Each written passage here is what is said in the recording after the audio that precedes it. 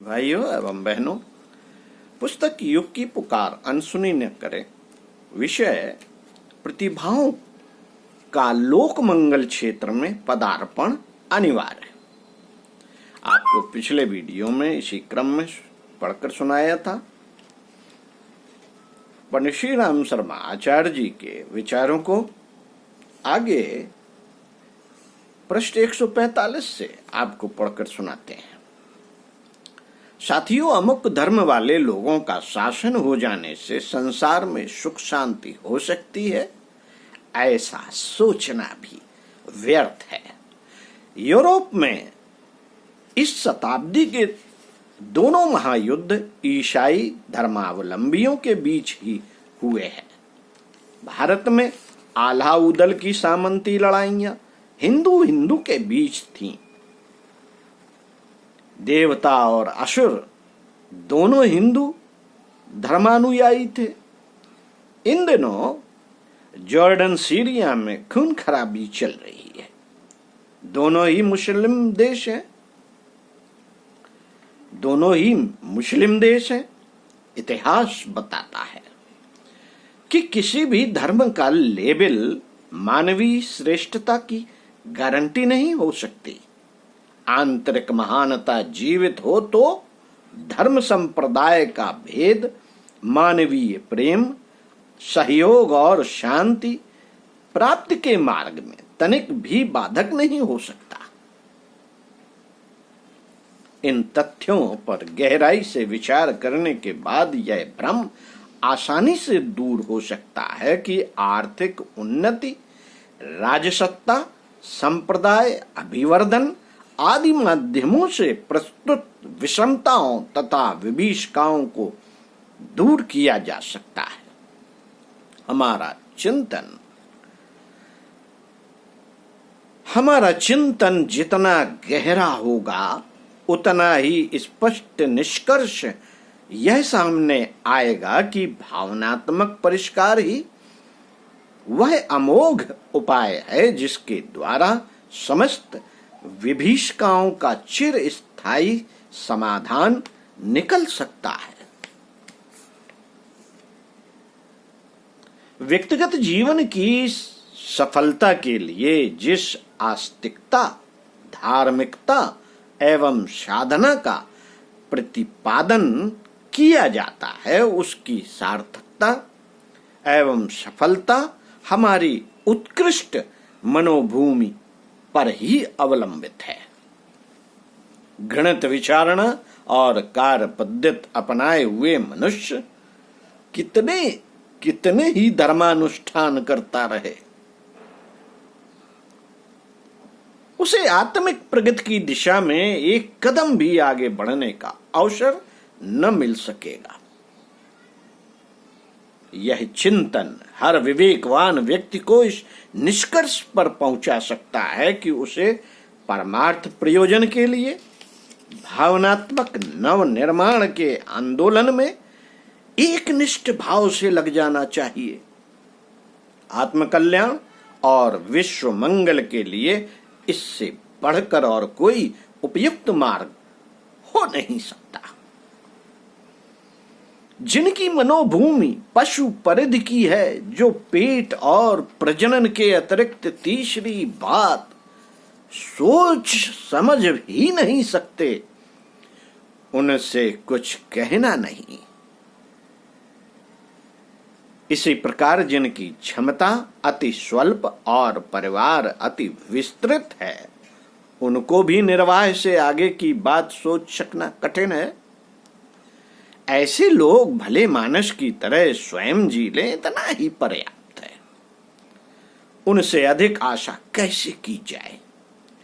पर सभी लोग ऐसे नहीं होते। बहुत लोग ऐसे हैं जिनके मन में देश, धर्म, समाज, संस्कृति, लोक, परलोक, जीवन, लक्ष्य, धर्म, कर्तव्य, आत्मा, परमात्मा जैसे स्तर के विचार उठते हैं और आदर्शवादिता की भावनाएं हिलोरें लेती हैं। ऐसे लोगों से ऐसे लोगों से अनुरोध है कि वे निर्वाह की समस्या को औसत भारती जैसी सादगी के साथ सुलझाने में संतुष्ट हो जाएं। अमीरी, बड़प्पन, शेखी खोरी, अहिंसा और अय्याशी की कल्पनाओं के घोड़े से नीचे उतर आवे। शरीर यात्रा की व्यवस्था जुटाने तक ही सीमित रहें और बची हुई क्षमता, योग्यता, प्रतिभा एवं संपदा को लोकमंगल के लिए नियोजित करने की बात सोचें। मित्रों, महामानवों का, दूरदर्शियों का, बुद्धिमानों का यही एक रास्ता है। इस स्तर की गतिविधियां अपनाकर ही कोई व्यक्ति मानव जीवन को सार्थक बना सकता है, आत्म संतोष और आत्म कल्याण पा सकता है। और ईश्वर ने अमानत रूप में जो प्रतिभा दी है उसे परमार्थ प्रयोजन में नियोजित कर असंख्य आत्माओं को कल्याण पथ पर अग्रसर कर सकता है। संसार में व्याप्त कष्टों और संकटों का निवारण करना भी ऐसे ही आदर्शवाद अपनाने वाले लोगों के द्वारा संभव होता है। हमें यह समझ लेना चाहिए कि अगले दिन आर्थिक क्षमता लेकर आ रहे हैं। संसार में धर्म, समाज आदि का स्वरूप जो भी रहे, पर आर्थिक क्षमता निश्चित रूप से आकर रहेगी।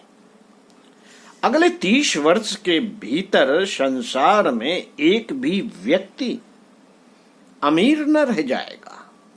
पैसा बट जाएगा, पूंजी पर समाज का नियंत्रण होगा और लोग केवल अपने निर्वाह मात्र के अर्थ साधन उपलब्ध कर सकेंगे। राजे रईस जिस तरह समाप्त हो गए, हमने आंखों से देख लिया। अब यह भी इन्हीं आंखों से देखने को तैयार रहना चाहिए कि कोई व्यक्ति अमीरी न रख सकेगा। बेटे पोतों के लिए दौलत छोड़कर मरना किसी के लिए भी संभव न होगा। अन्य दार्शनिक बातों में भले ही साम्यवाद स्वीकार न किया जाए, पर आर्थिक क्षेत्र में सारी दुनिया साम्यवादी सिद्धांतों के ढांचे में ढल कर रहेगी। साथियों, ऐसी संभावनाओं के रहते अपना बहुमूल्य समय दौलत जमा करने में बर्बाद करना पहले से की मूर्खता ही सिद्ध हो सकती है। धन अनीत से कमाया जाए और फिर बेरहमी से छिन जाए तो रोने कल्पने के अतिरिक्त उस विडंबना से और क्या हाथ लगने वाला है। अस्तु उचित यही है कि हर विवेकवान दूरदर्शी व्यक्ति निर्वाह के स्वल्प साधनों की व्यवस्था बनाकर उतने भर से संतुष्ट हो रहे और समय से लेकर प्रतिभा तक, आकांक्षाओं से लेकर संपदा तक जो कुछ भी साधन सामग्री पास है उसका अधिकाधिक अंश लोक मंगल के लिए देकर जनमानस के परिष्कार के लिए पूरी श्रद्धा और तत्परता के साथ जुट जाएं। ओम शांति। पंडित श्री राम शर्मा आचार्य अगले वीडियो में इसी क्रम में आपको पढ़कर सुनाएंगे। ओम शांति।